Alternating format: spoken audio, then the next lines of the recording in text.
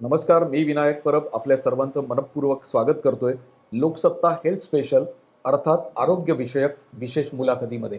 आणि माझ्या सोबत आहेत पल्लवी सावंत पटवर्धन, ज्या प्रसिद्ध आहार तज्ज्ञ आहेत. आपण त्यांच्याशी गप्पा मारणार आहोत ते नवरात्रीमध्ये केले जाणारे उपवास याच्याबद्दल. सध्या नवरात्रीची धामधूम सर्वत्र सुरू आहे आणि भरपूर मंडळी अशी आहेत, भरपूर भक्तगण असे आहेत, आपले भरपूर वाचक असे आहेत की जे नियमित उपवास करतात.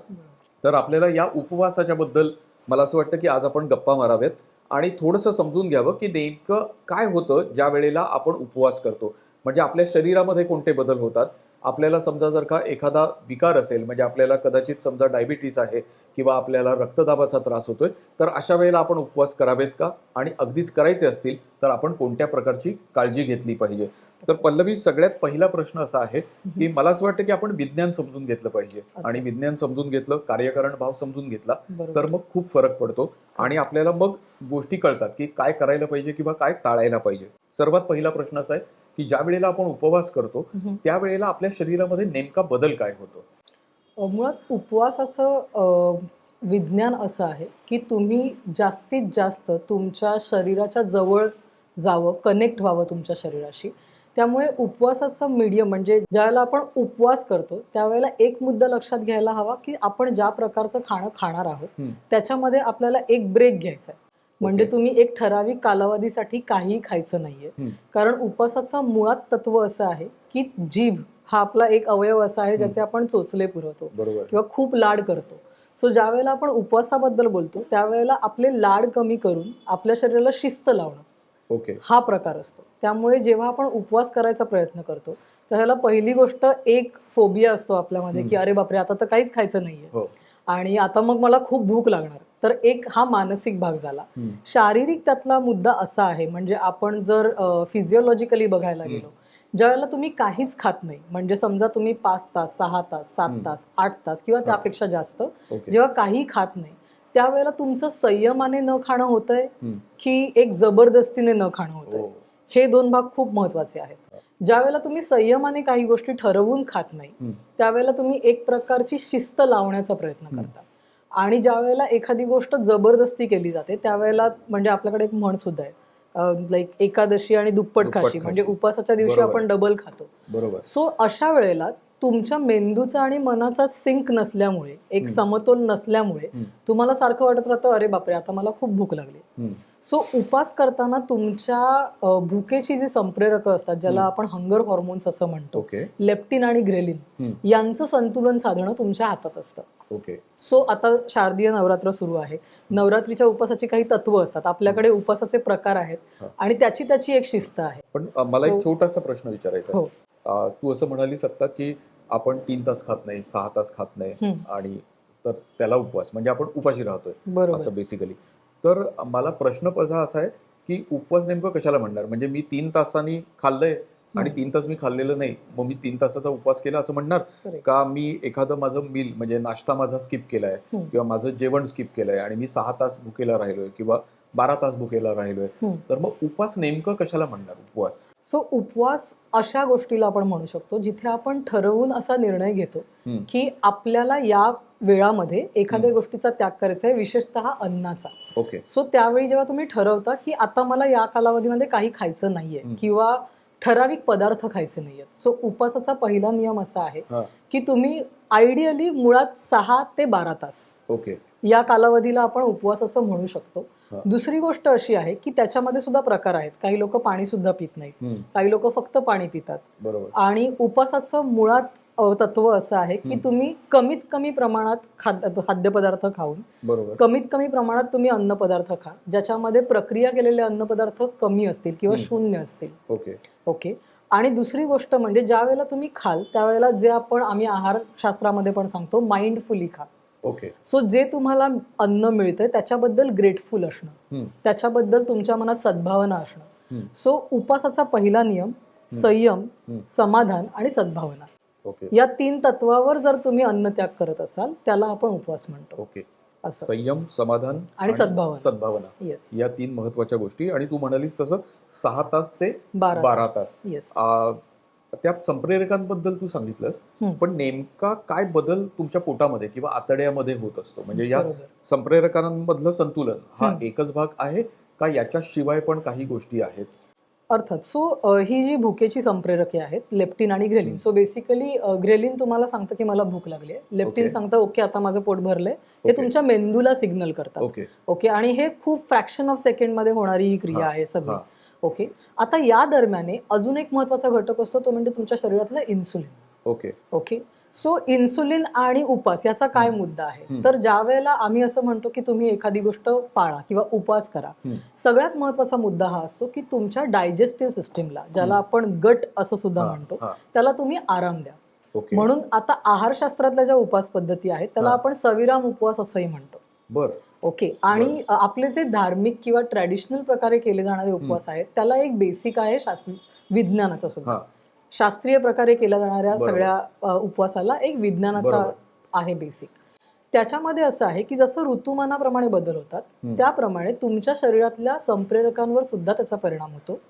आणि महत्वाची जी संप्रेरकं आहेत म्हणजे आपलं इन्सुलिन आहे, हंगर हॉर्मोन्स आहेत, हे रिलेटेड असतात तुमच्या डायजेस्टिव्ह सिस्टीमची, म्हणजे तुमची चयापचय क्रिया. बरोबर. सो उपवास करताना अनेकदा असं म्हटलं जातं की नाही तुम्ही जर उपवास केला तर तुमची चयापचय क्रिया बिघडून जाईल. मुळात उपवास का करायचा आहे हे जाणून घेणं आवश्यक आहे. बरोबर. म्हणजे ते कुपोषणाकडे जाता कामा नये. म्हणजे ज्यांना आहारासंबंधित किंवा पोषण संबंधित जर काही विकार असतील, म्हणजे तुम्हाला मूड स्विंग्स खूप असतील किंवा तुम्हाला अन्नाची भीती वाटत असेल म्हणून उपवास करणार असाल तर त्यांनी उपवास करू नयेत. ओके. ओके, ज्या वेळेला तुमचं मानसिक संतुलन योग्य असतं आणि तुम्ही तयार असता उपवास करण्यासाठी आणि तुमच्या शरीराची ती गरज असते त्यावेळेला उपवास नक्की करावेत. म्हणजे आता जसं मी म्हटलं की संप्रेरकांवर कसा परिणाम होईल, तुम्ही जसा विचार करता तशी तुमची भुकेची संप्रेरकं तुम्हाला प्रतिसाद देतात.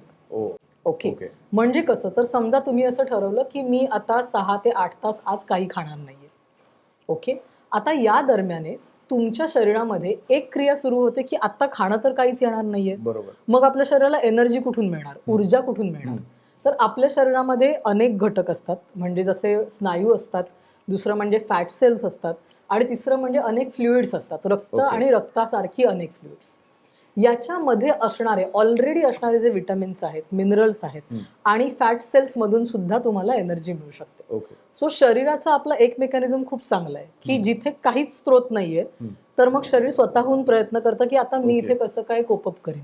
म्हणजे हे असं आहे का की समजा म्हणजे माझा पगार 1 तारखेला होतो, ठीक आहे, आणि पुढच्या 1 तारखेपर्यंत पगार होणार नाहीये, बरोबर, तर त्याच्यामुळे मग जो पगार झालाय तो मी व्यवस्थित पुरवून वापरेन. अर्थात तसंच हे आहे साधारण. आणि त्यासाठी आपण सगळ्यात महत्वाची गोष्ट ही करतो की त्याचं आलेखन करतो. बरोबर. की आपलं नियोजन करतो की आपण हे कसे वापरणार आहोत पैसे, किंवा सो याला आम्ही एक टर्म वापरतो ती म्हणजे करन्सी. ओके. सो तुमची एनर्जी इज युअर करन्सी. बरोबर. ओके, सो आता या एनर्जीचा वापर तुम्ही दिवसभर कसा करणार, म्हणजे आता जर तुम्ही गेल्या 2 ते 5 वर्षामधलं जर विज्ञान पाहिलं, आहार विज्ञान विशेषतः, तर तुम्हाला असं दिसेल की आपण 2000 कॅलरीच्या डाएट वरून हळूहळू 1500 कॅलरीवर शिफ्ट होतोय, जे सगळ्यांसाठी आवश्यक आहे. म्हणजे जो माणूस फक्त झोपून आहे त्याला 800 ते 1000 कॅलरीज लागतात तुमची चयापचय क्रिया, रक्ताभिसरण, हे सगळे तुमच्या शरीरातले गोष्टी होण्यासाठी. ज्या वेळेला तुम्ही उपवास करता त्यावेळेला सगळ्यात महत्वाचा प्रश्न होतो, अरे बापरे मग आता एनर्जी कशी मिळणार. ओके, सो आपलं जे गट आहे, आपली जी डायजेस्टिव्ह सिस्टीम आहे, ती one of the best system आहे, कारण एक तर त्याचा सिंक आहे तुमच्या मेंदूशी. बरोबर. मला असं वाटतं की गेल्या वर्षीचं नोबेल जे आहे ते याच शोधासाठी मिळालेलं आहे की त्या शोधामध्ये असं सांगितलंय की तुमचं गट, म्हणजे जसं आता पल्लवीने सांगितलं की आपलं आतडं आहे, तर आपला दुसरा मेंदू, म्हणजे एक मेंदू जो आपल्या डोक्यात आहे, आपला दुसरा जो मेंदू आहे तो पोटात असतो असं म्हटलं जातं.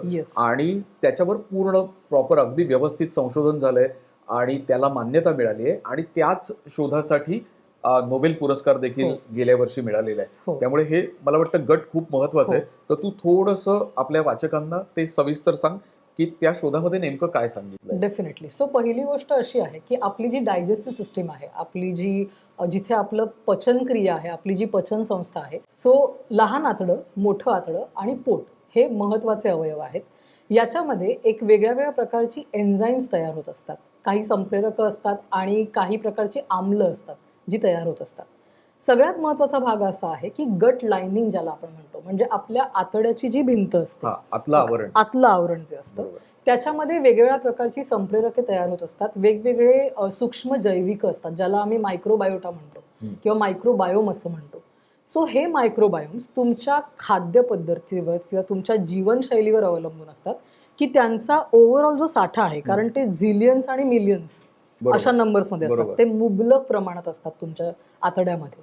जर तुमच्या शरीरामध्ये उत्तम प्रतीचं अन्न जात असेल, जर तुमची जीवनशैली मी असं नाही म्हणणार की अगदीच म्हणजे काय म्हणतात त्याला अगदी स्टँडर्ड असेल किंवा गोल्डन रूलवाली असेल असं नाही, पण जर तुम्ही बेसिक जरी तुम्ही मूलभूत गरजांकडे जर लक्ष दिलं की आहारामध्ये जर तुमच्या साखर कमी असेल किंवा मिठाचं प्रमाण कमी असेल, तुम्ही भरपूर प्रमाणात पालेभाज्या खात असाल किंवा फळं खात असाल, तर ह्या मायक्रोबायोम्सची संख्या खूप जास्त असते. म्हणजे फळं तू असं म्हणालीस, फळं खूप खात असाल, भाज्या खूप खात असाल, म्हणजे याचा अर्थ नैसर्गिक घटक. हो, नैसर्गिक घटक नाही खाते, म्हणजे खात नाही. म्हणजे क्वांटिटी वाईज नाही, मे बी तुम्ही एक सफरचंद खात असाल दिवसभरात, पण तेवढं जरी खात असाल तरी देखील तुमच्या शरीराला फायदा होतो. म्हणजे नैसर्गिक गोष्टी तुमच्या पोटात जाणं जास्त आवश्यक आहे, तर तुमचा मायक्रोबायोटा जो आहे तो अतिशय उत्तम पद्धतीने वाढतो. आणि जर मायक्रोबायोटा चांगला असेल तर आपल्या आतड्याच्या आवरणामधून जी संप्रेरक येतात किंवा जे आम्ल तयार होतं शरीरामध्ये, त्याचं चरबीचं चळवळ तुमच्या शरीरात खूप चांगलं होतं आणि तुमचं गट चांगलं राहतं. बरोबर. जर तुमचं गट चांगलं राहिलं तर आपोआप तुमची विचार करण्याची प्रक्रिया खूप चांगली होते. बरोबर. सो उपवासाच्या वेळेला ज्या वेळेला तुम्ही अनेक तास काही खात नाही, सगळ्यात पहिली गोष्ट ही होते की तुम्ही स्वतःशी कनेक्ट व्हायला लागता. बरोबर. ओके. आणि तुमच्या विचारामध्ये तू म्हणालीस तसं संयम, समाधान, हे सगळं स्वतःशी, म्हणजे त्या आपल्या भावना आहेत, आपल्या भावना, एखाद्या व्यक्तीच्या भावना. अर्थात म्हणजे उपवास हे म्हणजे मला नेहमी असं वाटतं की आपण म्हणतो की मेडिटेशन करा किंवा तुम्ही श्वासावर लक्ष केंद्रित करा. सो नॉट नेसेसरी सगळ्यांना ते जमेल. ओके. तसंच उपवासाचं सुद्धा आहे, नॉट नेसेसरी सगळ्यांना ते जमेल. बरोबर. पण प्रत्येक माणसामध्ये म्हणजे आपण 100% अशी जरी पॉप्युलेशन घेतली तरी 100% लोकांना हे शक्य आहे की तुम्ही काय खाता त्याची तुम्ही निवड करू शकता. बरोबर. निवड आपल्या हातात आहे. निवड आपल्या हातात आहे.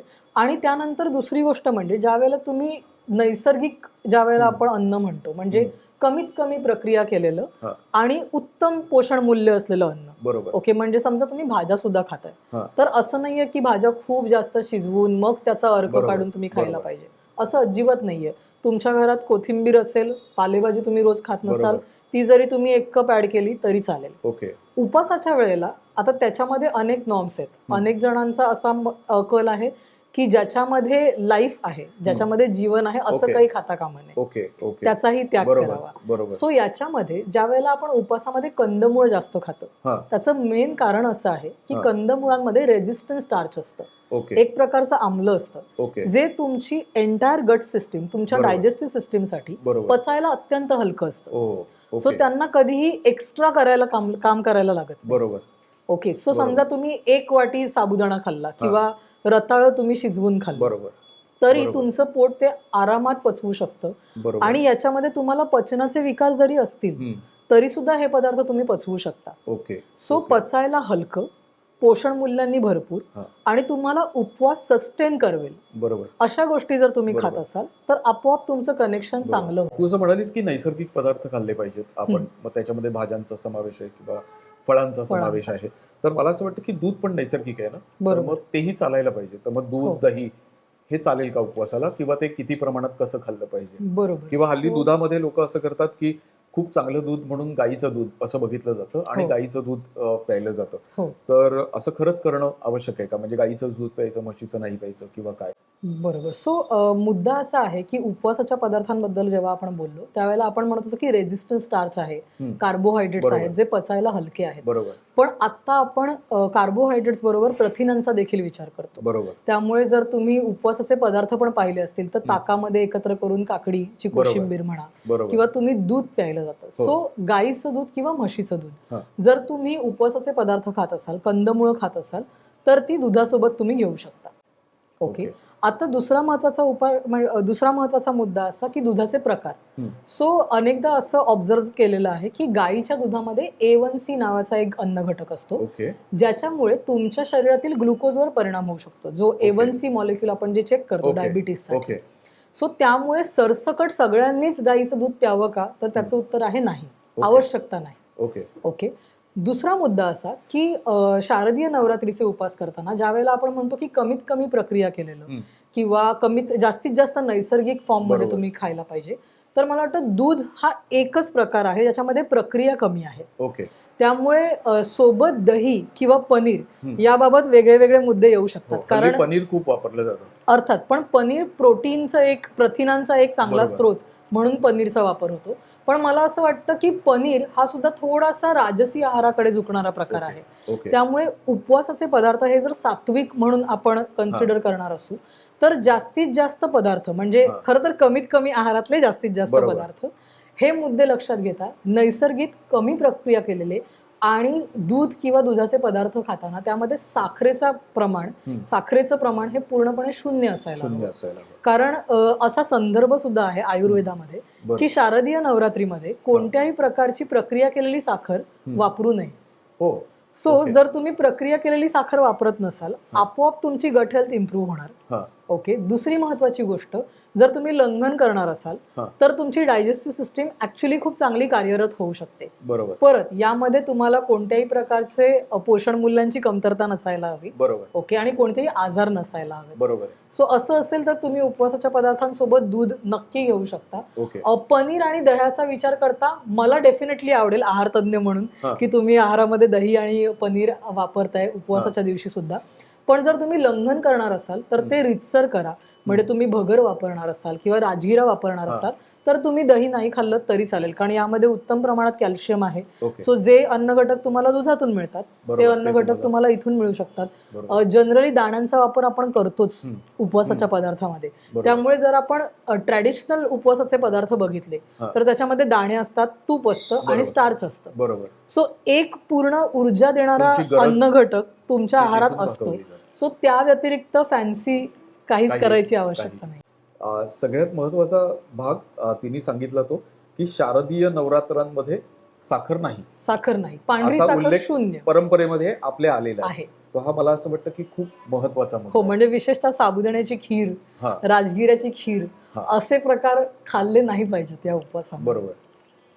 तर ते लंघन थोडं म्हटलं जाईल. हो आणि उपयोगी पण येईल बरोबर. शरीराला. नाही तर मग एकादशी दुप्पट हो खाशी हो हो तसं होणार अर्थात आणि- अर्थात येस. बरोबर. आणि दुसरा मुद्दा असा आहे म्हणजे साखर का खायची नाही. ज्या वेळेला वातावरणात बदल होतात त्यावेळेला तुमची रोगप्रतिकार शक्ती वाढणं हा खूप महत्वाचा मुद्दा आहे. बरोबर. सो जर आपण प्रक्रिया केलेली साखर आपल्या शरीरात घेतली ज्या वेळेला आपल्याला आवश्यकता नाहीये बरोबर. त्यावेळेला आपली सेल्युलर लेवल म्हणजे पेशींचं आरोग्य हा. बिघडायला सुरुवात होते. हो. आणि म्हणून रोगप्रतिकार शक्ती वाढण्याच्या दृष्टिकोनातून साखर आणि मीठ याचं प्रमाण आहारामध्ये फार कमी असणं कमीत किंवा कमी असलं शून्य पाहिजे. असणं, उपवासाच्या वेळेला शून्य असणं खूप आवश्यक आहे. बरोबर. कारण नाहीतर तुमच्या पेशींवर त्याचे वाईट परिणाम होणार. बरोबर. सो त्याचा परत मग उपयोग याला नाही. जोडून अगदी दुसरा एक प्रश्न की हो. समजा उपवासाच्या काळामधली भाजी आहे हो. त्याच्यामध्ये मी मीठ नाही घातलं हम्म. तर ते अधिक उत्तम असेल. हो अर्थात. पण आणि उपवासाची जी भाजी आहे म्हणजे हा. आपण समजा कच्च्या केळ्याची भाजी केली हा. तर त्याच्यामध्ये सैंधव मीठ वापरा हा. एक. आणि पालेभाज्या तशाही आपण वापरत नाही ज्यात सोडियम असतं. बरोबर. पण जसं मी म्हटलं की तृणधान्य जे आहेत हा. त्याच्यामध्ये ऑलरेडी थोडंसं सोडियम पोटॅशियमची लेवल असतंच. असतेच. बरोबर. सो तुम्हाला एक्स्ट्रा ऍड करायची गरज गरज नाही. नाही. आणि नाही म्हटलं तरी मीठ सुद्धा एक जिभेचे चोचलेवालाच बरोबर. प्रकार आहे. चव आहे. सो अर्थात सो माफक चव आणि हा. मुबलक पोषण मूल्य बरोबर. असं तुमचं उपवासांचं स्वरूप असायला पाहिजे. आणि मी असंही ऐकलंय की ही कंदमुळांमध्ये म्हणजे तू जो उल्लेख केलास हो. की त्याच्यामध्ये जो एक विशिष्ट घटक असतो हम्म. पचायला खूप सोपा असतो.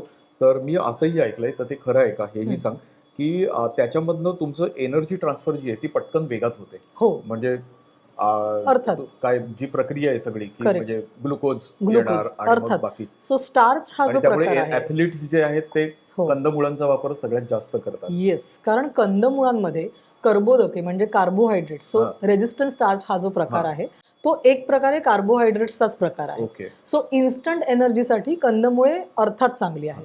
दुसरी गोष्ट म्हणजे तुम्हाला त्याच्यासाठी फ्राईंग किंवा काही एक्स्ट्रा करण्याची चव गरज नाही. त्याला अतिचविष्ट करायची आवश्यकता बरोबर. नाहीये. बरोबर. सो त्यामुळे यासोबत त्याच्यामध्ये जीवनसत्व पण असतात. हा. सो तंतुमय पदार्थ असतात. B12 खूप चांगलं असतं. बरोबर. सो ऍथलीटसाठी ज्या वेळेला तुम्हाला पटकन एनर्जीची आवश्यकता आहे त्यावेळेला तुम्ही जर समजा प्री वर्कआउट काही खात हो. असाल वर्कआउट करायच्या आधी हो. किंवा इव्हन मधल्या खाण्यामध्ये हो. तर तुमची रिकव्हरी खूप चांगली होते. बरोबर. पचायला हलकं असल्यामुळे असं हा. होत नाही की अरे बापरे आता ह्याच्यासोबत आणखी काही बरोबर. खायला लागणार आहे का. बरोबर. सो हे मुद्दे खूप चांगले. आणि हे उपवासासाठी मला असं वाटतं की तू जे सांगितलंस ते का महत्वाचं आहे त्याचं कारण उपवास आपण ज्या वेळेला करतो त्यावेळेला तो अगदी आधीचा प्रश्न, हो. एनर्जी येणार कुठून? करेक्ट तर तुम्ही कंदमुळं खाल्ली जी अतिशय नैसर्गिक आहेत, तर करेक्ट ती एनर्जी तुमच्याकडे पटकन येणार पटकन आहे. येते. म्हणजे असं नाहीये की तुम्ही एनर्जी स्टार्व्ड आहात, तुम्हाला नाही एनर्जीच मिळालेली नाही आणि फक्त उपवासच करेक्ट. करताय. कारण तुम्ही 100 ग्रॅम जरी कंदमुळं खाल्ली तरी तुम्हाला साधारण 300 ते 400 कॅलरीज मिळतात.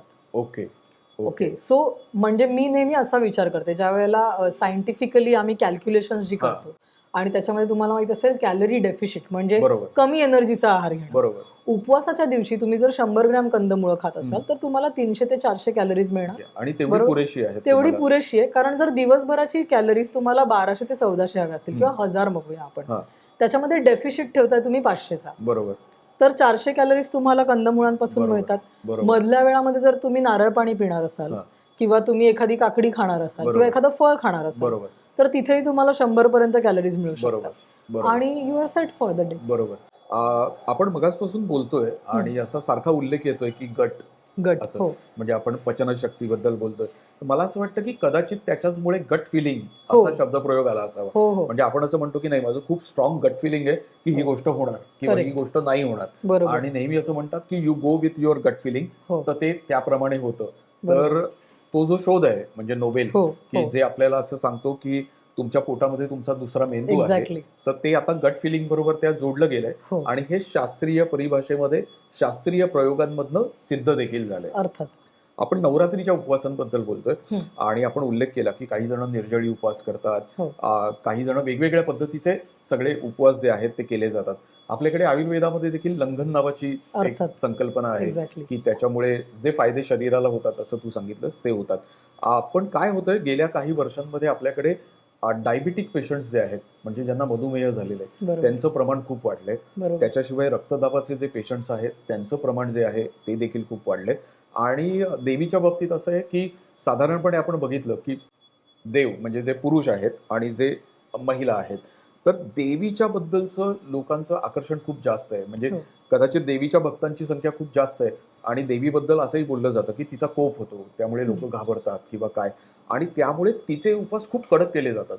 खूप कडक म्हणजे अगदी नाही खायचं म्हणजे नाही खायचं. नाही खायचं. मग मला भले बरोबर. डायबिटीस असेल, मला भले काय रक्तदाबाचा त्रास असेल, हो मी नाही खाणार म्हणजे नाही खाणार. बरोबर तर मला असं वाटतं की आपण आपल्या वाचकांना हे समजावून सांगूयात की म्हणजे आपण पहिल्यांदा पाहिजे तर मधुमेहापासून सुरुवात करूयात. अगदीच. की मधुमेहाचा जो रुग्ण आहे किंवा मधुमेह असलेली व्यक्ती आहे, ती ज्या वेळेला उपवास करते हं. त्यावेळेला त्याच्या शरीरामध्ये काय बदल होतात आणि ते समजून घेऊन त्यांनी काय करायला पाहिजे किंवा काय टाळायला पाहिजे. पण नक्की. पहिला प्रश्न असा आहे की डायबिटीसची व्यक्ती ज्या वेळेला 6 तास, आपण कारण आपण मिनिमम 6 तास असं म्हटलं, बरोबर तर 6 तास खात नाही हं. किंवा 7 तास 8 तास खात नाही, त्यावेळेला त्याच्या शरीरात काय बदल होतात आणि त्यात घातक काय असतं?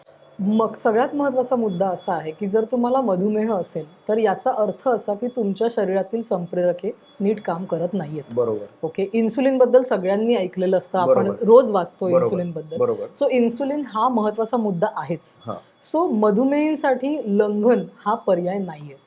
नाहीये. नाहीये.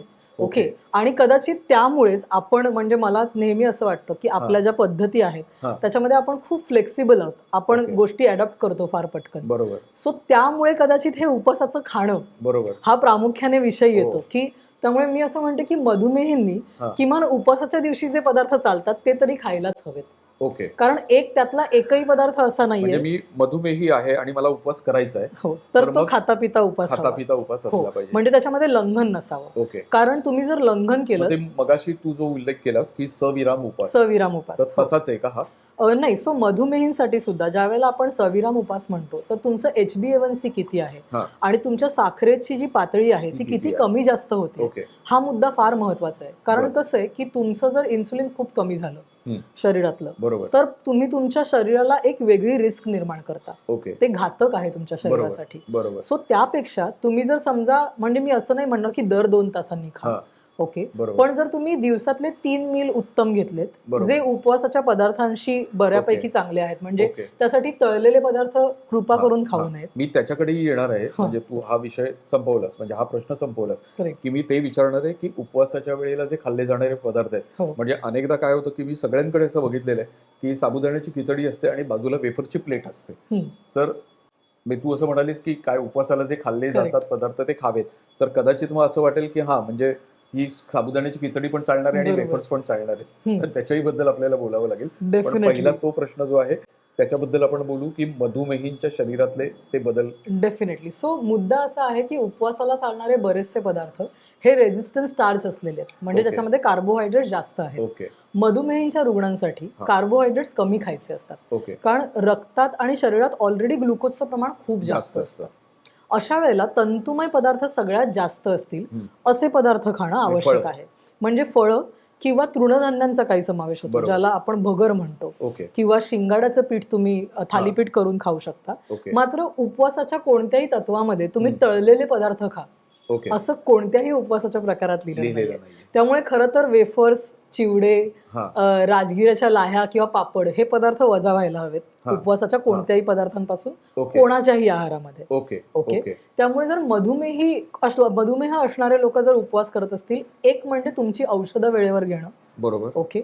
दुसरी गोष्ट म्हणजे तुमच्या आहारामध्ये, म्हणजे जसं आपण म्हणतो फ्लेक्सिबिलिटी आणणं, म्हणजे तुम्ही दूध आणि दुधाचे पदार्थ जर वापरू शकत असाल हम्म. तर दह्याचा वापर करणं. बरं ओके. शिंगाड्याचं पीठ आवर्जून वापरणं उपवासाच्या दिवशी, कारण त्यात असणारं प्रोटीन, कॅल्शियम हा. आणि रक्तातील साखरेवर कमी परिणाम करणारं बरोबर. कार्बोहायड्रेट, बरोबर. याच्यामुळे किमान तुमची साखर संतुलित राहू शकेल.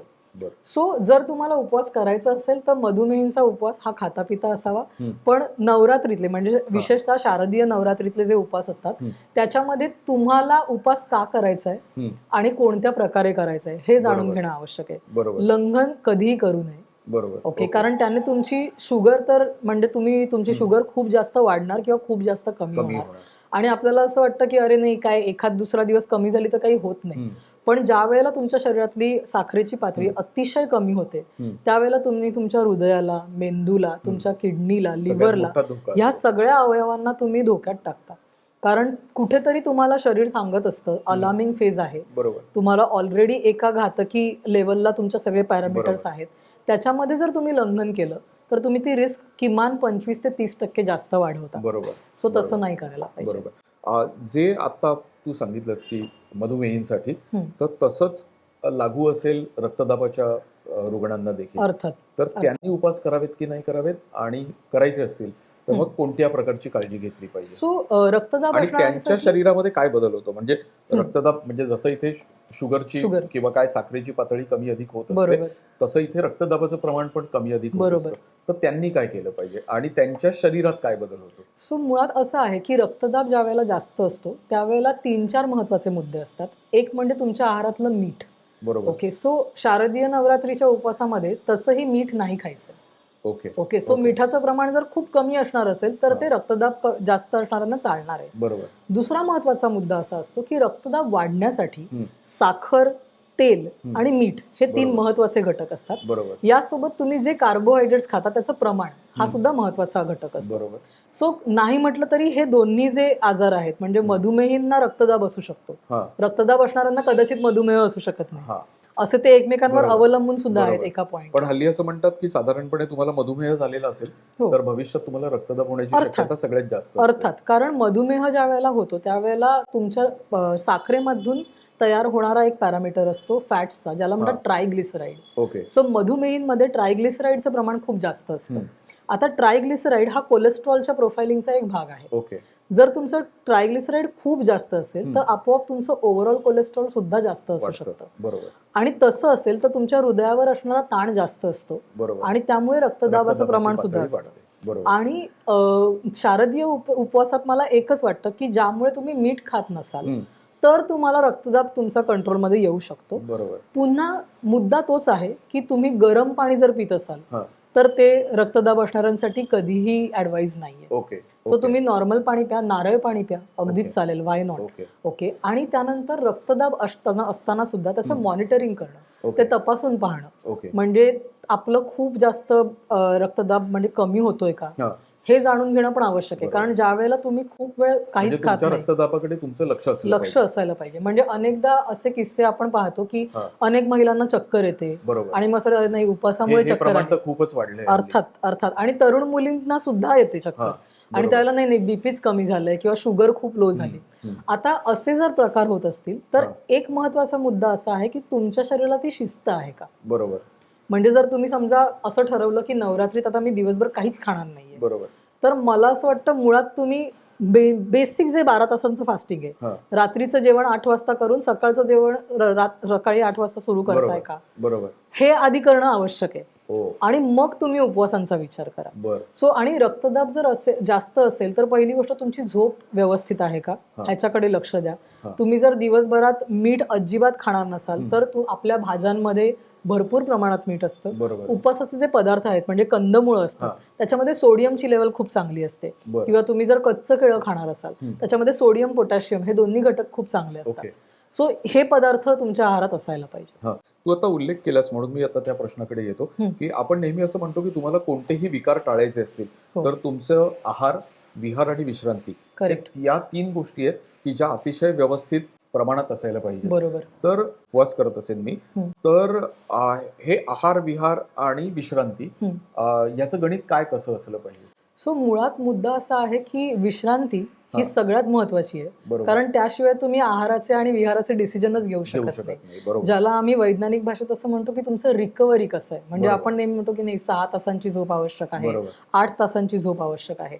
आणि त्याच्यामध्ये आता आपण त्याची क्वालिटीही बघतो की ती कितपत चांगली आहे. आता बरेच टूल्स आहेत आपल्याकडे. पण सगळ्यात महत्वाचा मुद्दा हा आहे की तुम्हाला जर विश्रांती उत्तम मिळाली म्हणजे काय, तर असं नाही की तुम्ही 1 वाजेपर्यंत जागरण करताय किंवा तुम्ही काम करताय खूप आणि तुमच्या शरीराला, तुमच्या ओव्हरऑल सिस्टीमला म्हणजे तुमचं रक्ताभिसरण, चयापचय क्रिया, तुमची पचन क्रिया याचा वेग तेव्हा सुधारतो ज्यावेळेला तुमचा विश्रांतीचा काळ चांगला झालेला असतो. बरोबर. जर तो सकस असेल तुमचा आहार आपोआप सकस होतो. बरोबर. कारण अनेकदा आपण असं बघतो की अनेक जण उपवास करतात आणि त्या दिवशी त्यांची खूप चिडचिड होते. बरोबर. कारण आदल्या रात्री झोपच लागलेली नसते.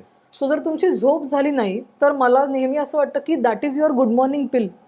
जर तुम्ही सकाळी स्वतःहून उठत असाल की आता ओके माझी झोप झाली, खूप फ्रेश वाटतं, अर्थात विश्रांती उत्तम झाली. आणि त्याचा अर्थ असा की तुमच्या बॉडीमध्ये, तुमच्या शरीरामध्ये रक्तदाबाचं प्रमाण संतुलित आहे, तुमच्या शरीरातल्या साखरेचं प्रमाण संतुलित आहे आणि तुमचं शरीर नवीन गोष्टींसाठी तयार झालेलं आहे. बरोबर, अगदी बरोबर. एक प्रश्न मला हल्ली नेहमी पडतो, म्हणजे मी बाहेर ज्या वेळेला बघतो नवरात्रामध्ये तर हल्ली तरुणांची खूप मोठ्या प्रमाणावर अशी संख्या आहे की जे चप्पल घालत नाहीत.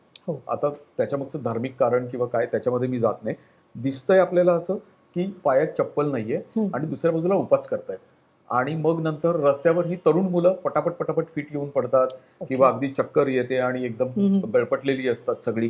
तर तरुण मुलं आहेत आणि मला नेहमी असा प्रश्न पडतो की ज्यांची एनर्जी लेवल हाय आहे असं आपण म्हणतो, पण पायाकडे बघितलं तर लक्षात असं येतं की भर उन्हात, म्हणजे ऑक्टोबर हीट आहे आणि त्यावेळेला चप्पल न घालता, शूज न घालता असे चाललेले आहेत अनवाणी आणि फिट येऊन पडलेत.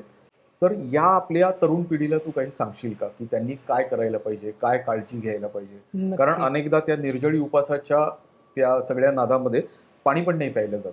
तर मग काय त्यांनी काळजी घ्यायला पाहिजे याच्यासाठी? सो माझ्या कॉलेजमध्ये असे काही माझे मित्रमंडळी होते जे अनवाणी उपवास करायचे नवरात्रीमध्ये.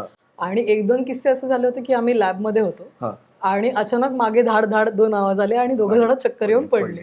आणि ह्या दोघीही अनवाणी राहायच्या नवरात्रीमध्ये आणि उपवास करायच्या, जो निर्जळी उपवास असायचा. सो मुद्दा असा आहे की अनवाणी उपवास करणं म्हणजे जो त्याग हा जो मुद्दा आहे त्याच्यामध्ये अनवाणी राहणं. ओके. सो बेसिकली तुम्हाला जी लक्झरी आहे की कम्फर्ट जो आहे तो तुम्ही टाळताय. आत्ताच्या आयुष्यात जर हे लक्षात घेतलं तर आपण ज्या प्रकारे ट्रॅव्हलिंग करतो त्याच्यामध्ये लक्झरी हा मुद्दा बऱ्यापैकी कमी झालेला आहे. कारण धकाधकीचं जीवन आहे, रस्त्यावर चालणं हा वेगळा मुद्दा आहे, तिकडची स्वच्छता वगैरे कोणत्याही शहरातला लग्झरियस राहिलेला. एक्झॅक्टली. आणि जर तुम्ही चालणार असाल म्हणजे व्हॉट एव्हर डिस्टन्स, अनेकदा असं म्हटलं तर नाही ॲक्युप्रेशर आणि ॲक्युपंक्चर मिळतं ज्या वेळेला तुम्ही अनवाणी चालता आणि तुमचं रक्ताभिसरण चांगलं होतं आणि म्हणून तुम्ही निर्जळी उपवास करता आणि तुम्हाला उपवास मानवतो अशा वेळी. सो मुद्दा असा आहे की जर तुम्ही समजा 5 किलोमीटर 7 किलोमीटर प्रवास करणार असाल, यातला किमान 500 मीटरचा प्रवास जरी अनवाणी तुम्ही चालून करणार असाल, आत्ताच्या काळात मला असं वाटतं हे थोडंसं फॅड सुद्धा आहे. सो ते फॅशन म्हणून करणार असाल तर तो पूर्णपणे त्यांचा मुद्दा आहे, पण त्याची आवश्यकता नाहीये. कारण तो रॅम्प अजून तयार झाला नाहीये ज्याच्यावर आपण तसा वॉक करावा. ओके. आणि दुसरी महत्वाची गोष्ट अशी की जर रक्ताभिसरण चांगलं व्हावं हा हा. जर मुद्दा असेल हा. तर रोज व्यायाम करा. बरोबर त्याने तुम्हाला जेवढे फायदे होतील बरोबर ते म्हणजे अर्थात फक्त 9 अनवाणी दिवसच चालण्यापेक्षा तुम्ही करणार आहात अर्थात तर त्याच्याऐवजी सलग तुम्ही व्यायाम करा 365 दिवस, त्याचा फायदा फायदा सर्वात जास्त आहे. असेल. आणि अजून एक गोष्ट मला सांगायला आवडेल की तुमची श्रद्धा असेल आणि त्यासाठी जर तुम्ही करत असाल तर तो कम्प्लिटली तुमचा कॉल आहे, तो पूर्णपणे तुमचा निर्णय आहे. मात्र फक्त कोणीतरी दुसरं करतंय म्हणून करून बघूया अशा दृष्टिकोनातून या गोष्टी करू नका. कारण ज्या वेळेला आपण तरुणांचा विचार करतो त्यावेळेला तुमचं ओव्हरऑल आहाराचं जे बजेट आहे, कॅलरी बजेट ज्याला आम्ही म्हणतो, तेच तुमचं 1500 ते 2000च्या दरम्यान असायला बरोबर. पाहिजे. कारण तुम्ही तरुण आहात कारण त्यामुळे तुम्ही तुम्हाला तरुण जास्त- आहात आणि टिल द एज ऑफ 30 वय वर्ष 30 पर्यंत तुम्ही जे काही खाणार आहात, ज्या प्रकारची जीवनशैली तुम्ही बाळगणार आहात, त्याचा परिणाम तुम्ही वय वर्ष 60-80 पर्यंत होणार आहे. बरोबर सो हे तुमचं बरोबर. फाउंडेशन आहे, हा तुमचा पाया आहे. आणि बरोबर. ती पायाभरणी खूप मजबूत असायला पाहिजे. त्याच्यामध्ये शक्यतो फॅट्सना स्थान नसायला पाहिजे. पण समजा म्हणजे आपण असं गृहीत धरू की आपले जे वाचक मंडळी आहेत तर त्याच्यामधली जी तरुण पिढी आहे ते श्रद्धेने करतायत ते सगळं, पण मग काय काळजी घ्यायला पाहिजे त्यांनी? म्हणजे हे जे आपण बघतोय की पटापट फिट येऊन रस्त्यावर पडलेत किंवा बरोबर. काय, हे व्हायचं नसेल तर कोणता इनटेक व्यवस्थित असायला पाहिजे की जेणेकरून या गोष्टींना सामोरं जावं लागणार नाही? सो अनेकदा काय होतं, चक्कर येण्याचा जो प्रकार आहे त्यात सगळ्यात महत्वाचा मुद्दा हा देखील असतो की हायड्रेशन. आपल्याला असं वाटतं की फक्त शुगर कमी झाली आहे, फक्त रक्तदाब कमी झालाय, पण त्या लेवलला ते कमी होण्यासाठी जर तुम्ही पाणीच पित नसाल तर तुमचं एक्सेसिव्ह हायड्रेशन हा खूप महत्वाचा मुद्दा आहे. बरोबर. आणि ऑक्टोबर हिट मध्ये तर आहेच अर्थात, आहे. कारण आता हा जो नवरात्राचा अख्खा सीझन आहे याच्यामध्ये तापमानातले फरक आपण बघतोय की ऑक्टोबर हिट आहेत सुरू, बरोबर, आणि आपण हळूहळू हिवाळ्याकडे कूच करतो. बरोबर. सो या दरम्यान जर तुमच्या शरीरात पाणी व्यवस्थित नसेल तर तुम्हाला उपवास मानवणारच नाही. बरोबर, सगळ्यात महत्वाची गोष्ट. बरोबर. आणि कुठेतरी तुम्ही हे मान्य करायला पाहिजे, हा एक्सेप्टन्स सुद्धा असायला हवा की आपल्या शरीराला काय सूट होतंय, बरोबर, आपल्या शरीराला काय पचतंय किंवा काय कोणत्या प्रकारचा उपवास आपण करू शकतो. सो त्यामुळे अतिरेक टाळला जाऊ शकतो. बरोबर. दुसरी महत्वाची गोष्ट अशी की जर तुम्ही उपवास करत असाल, पाण्याचं तुमचं प्रमाण हे व्यवस्थित असायलाच पाहिजे. किंबहुना शारदीय नवरात्रीच्या उपवासामध्ये असं लिहिलेलं सुद्धा आहे की तुमचा जलाहार आणि फलाहार, बरोबर, या दोन गोष्टी व्यवस्थित असायला पाहिजेत. कारण पाणी तुम्हाला नैसर्गिक स्वरूपात मिळतं, त्याच्यामध्ये कोणत्याही प्रकारचं तुम्ही जोपर्यंत तुम्ही एखादा पदार्थ टाकत नाही पाण्यामध्ये त्याच्यामध्ये भेसळ होण्याची शक्यता खूप कमी असते. तुम्ही पाणी उकळलं आणि प्यायलात तुम्हाला स्वच्छ पाण्याचा पुरवठा होऊ शकतो. सो दिवसभरात पाण्याचं इंटेक व्यवस्थित असणं हे खूप महत्वाचं आहे.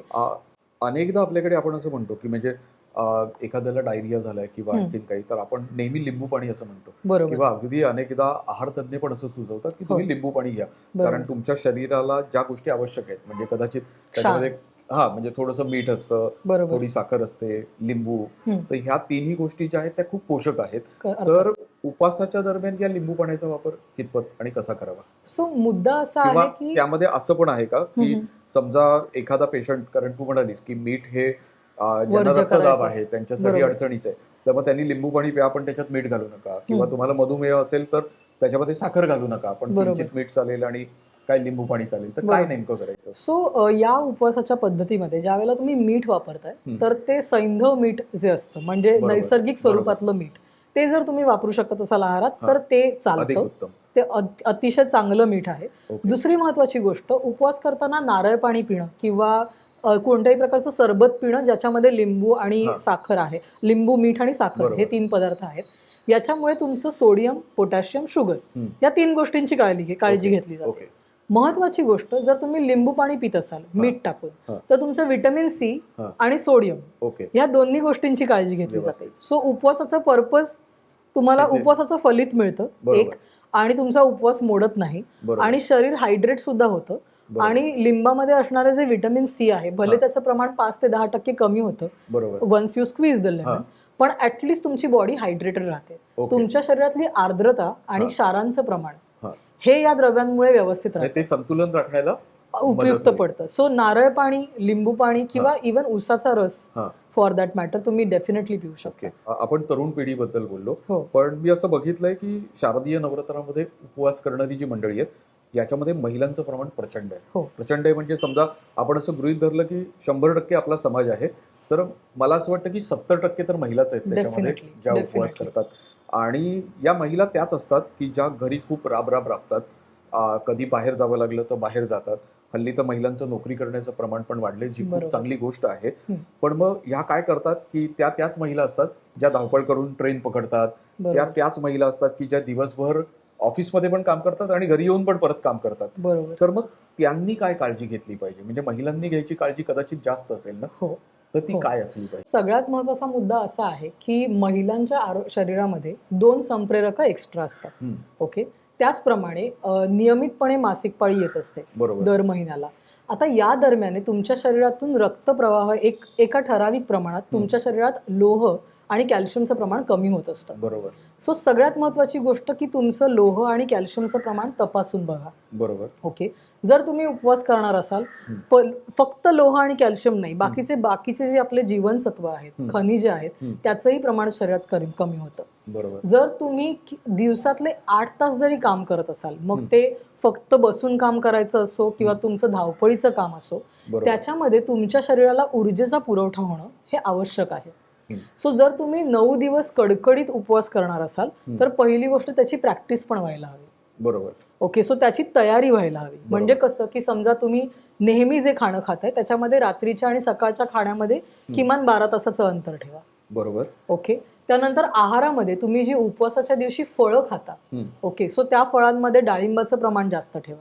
बरं. ओके. डाळिंब, लिंबू, त्यानंतर आता पपनस मिळतो तुम्हाला मार्केटमध्ये, तर ते तुम्ही खाऊ शकता. संत्र खाऊ डाळिंब आणि शकता. पपनस याचं काही कारण आहे लोहाचं का? हो, लोह खूप जास्त प्रमाणात आहे. बरोबर. सो तुम्ही समजा 1 वाटी डाळिंब जरी खाल्लं तरी किमान थोडंसं तरी व्यवस्थित आयर्न मिळेल. आणि मला असं वाटतं की डाळिंब हे पचनासाठी पण हो, अतिशय अर्थात उत्तम. फायबर, लोह आणि बाकीची जीवनसत्व म्हणजे तुम्ही व्हिटॅमिन ए म्हणा आणि व्हिटॅमिन सी म्हणा, ही जी 2 महत्वाची जीवनसत्व आहेत ती डाळिंबामध्ये आहेत. आणि तिसरी महत्वाची गोष्ट तुमचे भुकेच्या संप्रेरकाचं संतुलन काही पदार्थ खाल्ल्यानंतर खूप चांगल्या प्रकारे साधता येतं. सो जी फळं चावून चावून खाण्याची आहेत, म्हणजे डाळिंब आपण गिळू नाही शकत. बरोबर. ओके. आणि डाळिंबाचा रस पिणं हे त्याहून थोडंसं अवघड आहे, कारण त्यातल्या बिया मग गाळा, मग तो रस घ्या आणि तोपर्यंत त्यातलं सत्व निघून गेलेलं असतं. सो डाळिंब सिट्रस सुद्धा आहे, त्याच्यामध्ये जीवनसत्वाचं प्रमाण चांगलं आहे, खनिज खूप उत्तम प्रमाणात आहेत आणि तुम्हाला शरीराला मिळणारी ऊर्जा सुद्धा खूप चांगल्या प्रमाणात मिळते. सो तुमच्या शरीराचं संतुलन साधण्यासाठी विशेषतः उपवासाच्या दिवशी डाळिंब हा खूप चांगला पर्याय आहे. आपण आता म्हणजे महिलांबद्दल बोललो, का आवश्यक आहे त्यांना ऊर्जेचा साठा सलग मिळणं हे त्याबद्दल बोललो. तर मला असं सांग की उपवास आणि वय याचं असं काही गणित आहे का? म्हणजे समजा मी तरुण मुलगा आहे तर मी उपवास केलेला चालेल, आणि मी समजा कदाचित 60 पार केलेली आहे तर मी नाही करायचा उपवास, किंवा मग उपवास करायचा असेल तर तू जे म्हणालीस काय सविराम उपवास किंवा तो म्हणजे ते ड्युरेशन जे आहे, जो कालावधी आहे उपाशी राहण्याचा, तर तो किती असला पाहिजे किंवा काय, तर असं वय आणि उपवास असं काही गणित आहे का किंवा काय असतं? नाही, असं ऍक्च्युअली काहीच गणित नाहीये. आणि मला नेहमी असं वाटतं की उपवासाचं आपलं जे कल्चर आहे, ज्या प्रकारे आपल्याला पारंपरिक गोष्टींमध्ये म्हणजे पारंपरिक पद्धतीने उपवास करायला सांगितलेले आहेत, यात महत्वाचा जो टार्गेट ऑडियन्स ज्याला आपण म्हणतो तो खरं तर लहान मुलं किंवा वयोवृद्ध नाहीयेत. ओके. ओके. म्हणजे लहान मुलं आणि वयोवृद्ध ही दोन्ही बाद झाली. कारण कसं आहे, लहान मुलं जी आहेत त्यांना जास्तीत जास्त आहाराची आवश्यकता असते, कारण दॅट इज डेव्हलपिंग फेज. बरोबर. ओके. वयोवृद्धांचा जो ग्रुप आहे त्याला आपण असं म्हणतो की तुमच्या शरीरामध्ये तुम्ही भक्कम आहात. बरोबर. म्हणजे तुम्ही वय वर्ष 60 पर्यंत सगळं व्यवस्थित खाल्लेलं आहे, एका पद्धतीची तुम्ही जीवनशैली जगलेले आहात. बरोबर. त्यानंतर तुम्हाला एक्स्ट्रीम करायची काहीच आवश्यकता नाहीये. तुम्हाला तेव्हा माफक आहार हाच आवश्यक असतो. तुम्ही आठवड्यातून 1 दिवस व्यायाम केला तरी देखील चालतो, कारण तुमच्या शरीराच्या मर्यादेनुसार तुम्ही गोष्टी करा. बरोबर. सो 60 नंतर आत्ताची जी पिढी आहे, अनफॉर्च्युनेटली हाडांचे विकार आहेत, हृदयाचे विकार आहेत, मधुमेहांची संख्या जास्त आहे. त्यांनी उपवास टाळायला पाहिजेत. आणि शक्यतो स्वयंशिस्त म्हणून तुम्ही जर उपवास करणार असाल ज्यात तुमचं मानसिक आरोग्य चांगलं असेल आणि शारीरिक आरोग्य चांगलं असेल तर तुम्ही उपवास करावेत. पण जर तुमचं शारीरिक आरोग्य किंवा मानसिक आरोग्य दोनापैकी एक जरी डावं उजवं असेल तरी उपवास करणं टाळावं. मला असं वाटतं की या उपवासाच्या बद्दल म्हणजे उपवासाची नेमकी संकल्पना काय आहे, उपवास कुणी करावा कुणी करू नये, समजा करायचा असेल तर काय करायला पाहिजे, समजा वेगवेगळे विकार तुमच्याकडे असतील तर तुम्ही कोणत्या प्रकारची काळजी घेतली पाहिजे, अशी बरीचशी सगळी चर्चा जी आहे ती आपण आत्ता या हेल्थ स्पेशलच्या या विशेष मुलाखतीमध्ये केली आहे. अशाच वेगवेगळ्या चर्चा वेगवेगळ्या विषयांवर वेगवेगळ्या तज्ज्ञांसोबत आपण करणार आहोत. त्याच्यामध्ये साहजिकच पल्लवी देखील असणार आहे. तर मित्रहो, खूप महत्त्वाची गोष्ट जी पल्लवीने सांगितली, जी अधोरेखित केली, ती लक्षात ठेवा. आपण उपवास कशासाठी करतो? सगळ्यात महत्त्वाचं तर आपण शिस्त शरीराला लावण्यासाठी Yes. म्हणून उपवास करतो. आणि ही फक्त शरीराची शिस्त नाहीये, तर तिने सांगितलेला आणखीन एक खूप महत्त्वाचा मुद्दा होता, की तो मानसिक आहे. म्हणजे ती मानसिक शिस्त आहे. म्हणजे येस. तुम्ही पहिल्यांदा तुमच्या मनाला सांगायचंय, की मी नाही करणार आहे 6 तास, काही खाणार नाहीये किंवा काय. आणि मग तो तुमचा मानसिक निर्णय झाला, की तुमचं शरीर त्याप्रमाणे काम अर्थात. करायला लागतं. तर आपण जी काही शिस्त लावायची आपल्याला मानसिक आणि शारीरिक, त्याच्यासाठी म्हणून आपण हे उपवास करणार आहोत. आपण जे देवी देवता आहेत त्यांच्यासाठी करणार आहोत, तो तुमच्या श्रद्धेचा भाग आहे. 100% आम्हाला ते मान्य आहे. परंतु याच्यामध्ये विज्ञानाचा भाग जो आहे, हा देखील आपण समजून घ्यायला पाहिजे. त्याचं कारण हे विज्ञान कुणालाही टळलेलं नाहीये किंवा कोणत्याही शरीराला, आपण काही सुपर ह्युमन बिईंग नाही आहोत. त्यामुळे हे काही आपल्याला टळणार नाही. त्यामुळे आपलं शरीर आहे आणि शरीर आहे म्हणून तुम्ही आणि मी आज आपण अस्तित्वात आहोत. त्यामुळे आपण उपवास करणार असू तर आपण भविष्यामध्ये पल्लवीने सांगितलेल्या ज्या सगळ्या गोष्टी आहेत, सगळे निकष आहेत, ते पाळले पाहिजेत. ते सल्ले आहेत, ते ध्यानात घेतले पाहिजेत. पल्लवी, या आपल्या आजच्या विशेष मुलाखतीच्या भागात तू सहभागी झालीस. तू लोकसत्ता.com ची नियमित लेखिका आहेस. Yes. हा आमच्यासाठी खूप चांगला आणि महत्त्वाचा भाग आहे. खूप खूप धन्यवाद. मनःपूर्वक धन्यवाद. थँक्यू. थँक्यू.